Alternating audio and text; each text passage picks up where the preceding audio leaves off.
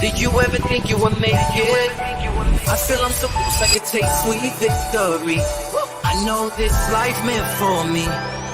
Yeah, why would you bet on Goliath when we got Bet David? Valuetainment, giving value's contagious. This world of entrepreneurs, we get no value to hate it. How they run, homie, look what I become. I'm the one. First of all, I want you to think about this here. Think about producers working at CNN, Fox, BBC, ABC, CBS. Think about editors. Think about camera guys. Think about social media guys having to tweet everything up. Think about commentators. Think about reporters. Think about journalists. They're sitting there saying, it's freaking 12:05. This guy's been sitting through 3-4 days of a freaking event with everybody speaking, negotiation in the back. He's still going. Your wife is calling you. Babe, when are you going to come home? This guy's still going. This guy's got the stamina and the energy of a 16, 17, 18-year-old boy. Most people are like, I'm going to sleep. He's still going. My family's laying right next to me. This wall on the other side, my son is sleeping there right now, 10-year-old. My 8-year-old is sleeping there right now. And my wife is listening to me right now saying, babe, keep it down. The kids are trying to go to sleep. There's a 78-year-old man in Milwaukee that could have gone for another 3 hours. Okay? That's what he could have done. Tom, Adam, Vinny, 3 minutes max. Your thoughts? I got a couple thoughts and we'll wrap up. Go forward. Let's start off with you, Vinny. What's on your mind? Well, Pat, I just want to say what we just saw tonight is one of the main reasons that the establishment tried to whack him, okay? From the night of the debate against Biden, I think the plan was set in motion. They're like, yo, this dude is on fire. We have no chance. And then that's why all that stuff happened, Pat. I mean, this is the old school Donald Trump. And Adam made a great point earlier. This is going to be the speech. This is going to be the speech. He mentioned Biden one time. He did go after the, his campaign and his administration and all that stuff. But I think he stayed on point, Pat. This is the old school gangster, pro-American Donald Trump that we love. And I'm telling you, this is the reason. This is the reason he's such a threat, because everything that he says, PBD, goes against their deep state establishment BS plan, and he's the man, and that's why they try to kill him. And God bless that chart. Whoever made that chart, God bless it, because you know what? The Secret Service can't do shit, Pat. Sorry for my language. That chart saved his life, and I think that's it. It's a done deal. Unless they cheat, he's going to win. That's it. It's over. Tom. Done deal.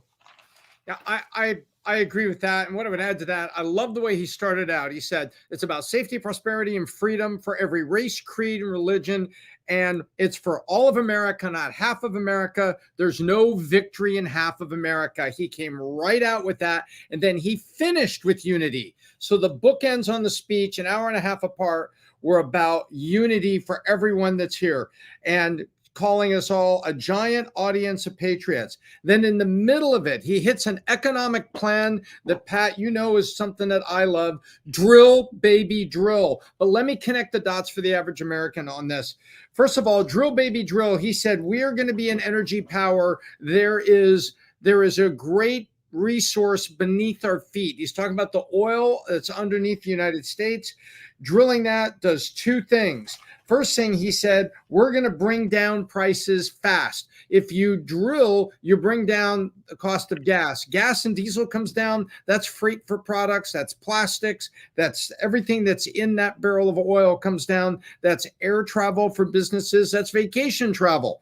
All of that comes down. And he then tied that to reducing the debt and specifically selling energy around the world. If you pump the oil out from under the United States, that becomes oil that is sold to other countries, and we are the energy power bringing money back to the United States. It reduces our debt and reduces the prices for America. I think there's a massive economic plan right in the middle of this speech.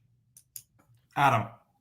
So, by the way, how, even if you don't like Trump, how do you find him not to be completely likable tonight?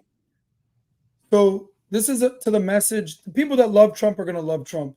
This is a message to the people that are on the fence or even that don't like Trump. This speech was the most likable, charming, and unifying speech Donald J. Trump has ever done. Listen, the two most powerful emotions to move people are to make them laugh and make them cry. Donald Trump did both of those two things in today's speech. I'll give you a couple more points. Pat, you say this all the time to your credit. We go through 3 phases. First, especially as a parent, you're idolized, you're villainized, and then you're humanized. The day he was shot, and he stood up and fight, Donald Trump became a human. We all know this one fact. Donald Trump should be dead right now. He even said that in his speech. It was one of the first things he said. He said, I know you think I shouldn't be here. I shouldn't. So call it luck, call it fate, call it God, whatever you want to call that. Donald Trump shouldn't be with us today, and he has a second lease on life. And there was a couple different things I took away from the speech. Number one, he basically took your line, PBD. I don't know if Kid Rock also gave you a shout out somehow. I'll let you explain that. I literally think Kid Rock said like Patrick Bet-David's rants or something, maybe you know. But Donald Trump has been quoted famously saying the American dream is dead. Tonight he said American dream is bright. I'm excited about our future. The future looks bright. Donald Trump was nice to the media tonight. He was not angry. He was not antagonistic. He used words like devotion, faith, unity. I'll leave you with one last thing. And this is basically the message that I would say to anyone that's on the fence about Trump. You know the famous quote about truth, which is ironically Truth Social, the name of his platform. Truth goes through 3 phases. First, it's ridiculed, like he was ridiculed in 2016. It was violently opposed, like he was violently opposed in 2020. But then it's accepted as being self-evident. By the way, do you know the only thing more scary or powerful than a martyr? A living martyr. He should be dead today. He has a second lease on life. And I think it's going to be a complete blowout as long as he makes it to Election Day. God bless Trump.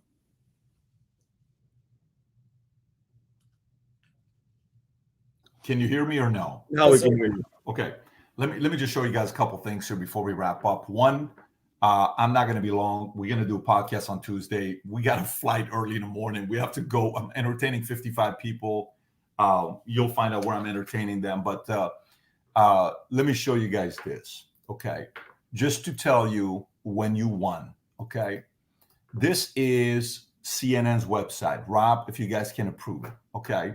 Let me tell you guys, this is Trump's speech that they've had on for 5 hours and 10 minutes.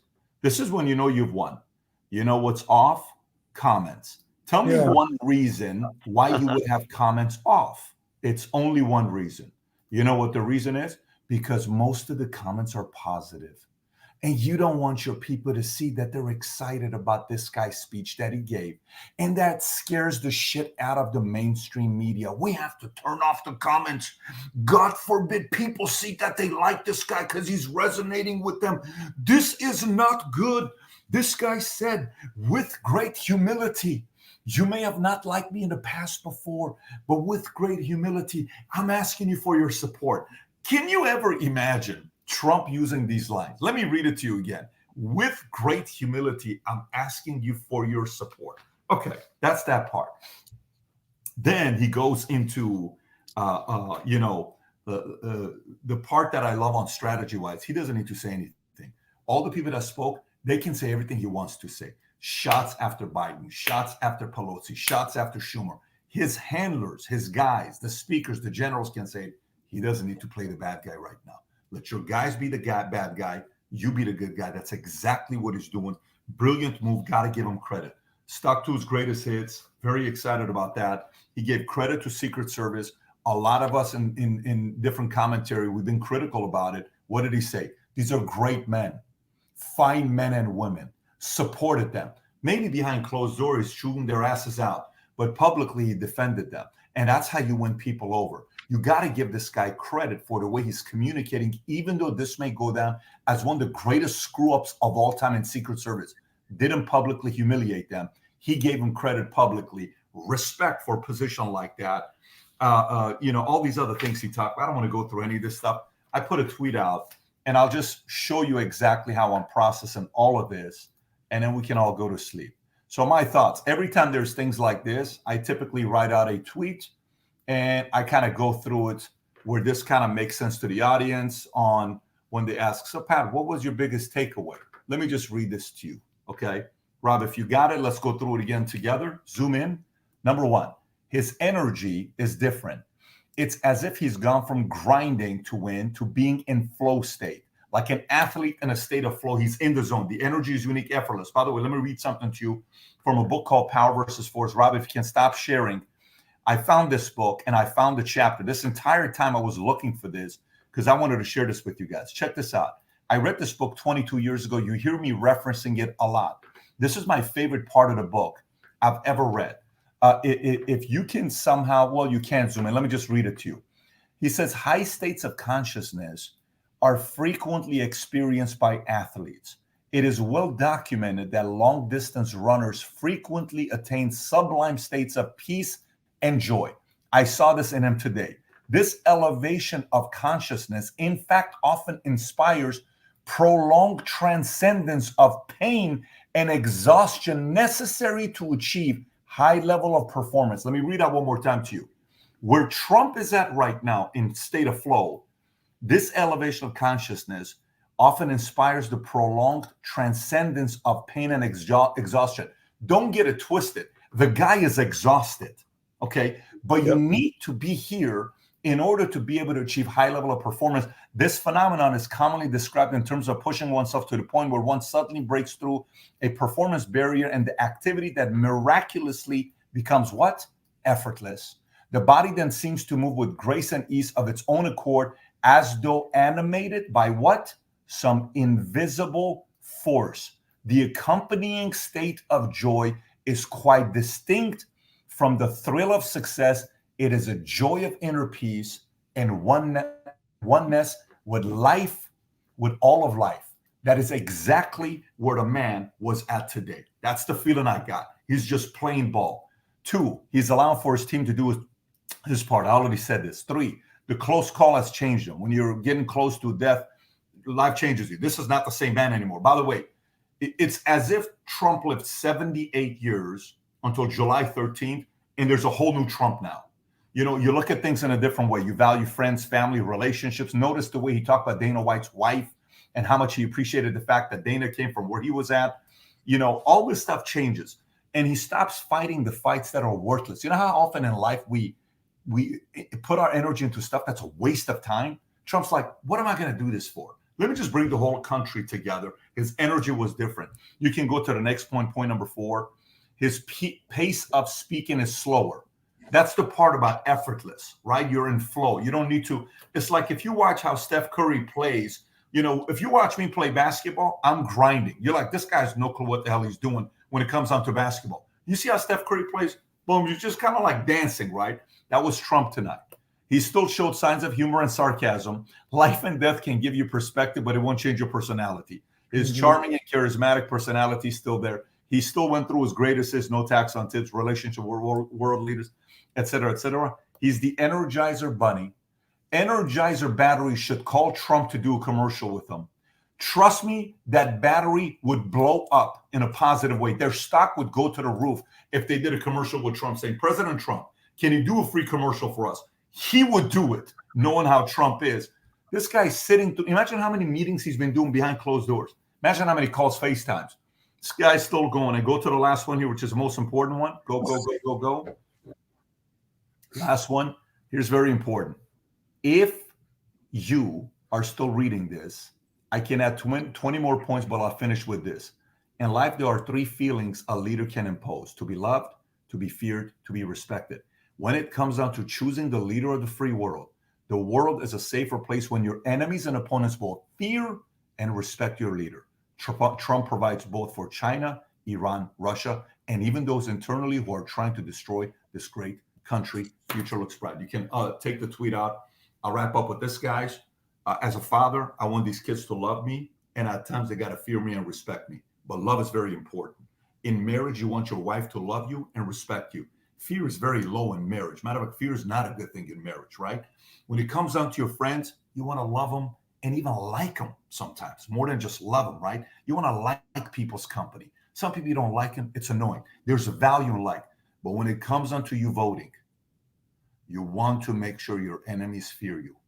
Do you know how many world leaders right now are watching this, drinking 6 cups of coffee, having 3 cups of tea with honey, seeing they don't even know if they can last? God knows how many different pills they have to take to be able to last. This guy's just like, yeah, and this. And let me give a shout out to Wisconsin governor. Those ships we give you, they're like yachts. Let me tell you, who the hell can do stuff like this? This guy's one. And he only has one enemy, by the way, between now and election day. And I'll wrap it up with this. The only enemy he has from himself is what Alexander said many, many years ago. He said, I have met the enemy. It is I. Only he can lose this right now. Of course, all the teammates, they need to do their part. Protection, all of that stuff. If he stays in this state, game over. Clinton at his prime can't beat him. Obama at his prime can't beat him. Nobody at his prime can beat him. This guy's in a unique state right now that nobody wants to face him. Biden's going to drop out in the next week or so. Kamala's going to come in. The show at DNC is going to probably be about Kamala or somebody else. Do not be surprised. They're going to make those types of changes. But this is a very, very formidable Trump tonight. I applaud him. I respect for what he's done. It's going to be a fun fight to see what's going to be taking place. Only the paranoid survive. But I'm very optimistic about the future. Adam, Vinny, Tom, and all the other crazy people that are still watching, you know you're crazy, right? Listen, if you're still watching this, let me tell you this. I am on a mission to get 1 million people around the world to wear the future looks bright gear, because we need more people to be optimistic about the future. Listen to me. I've never taken money out of Valuetainment. No matter what you ever buy from Valuetainment, this is how much money I've taken off the table. Tom knows this. I've never paid myself with Valuetainment. Never once. Everything is reinvested into the business over and over and over again. This is how much money I take off the table.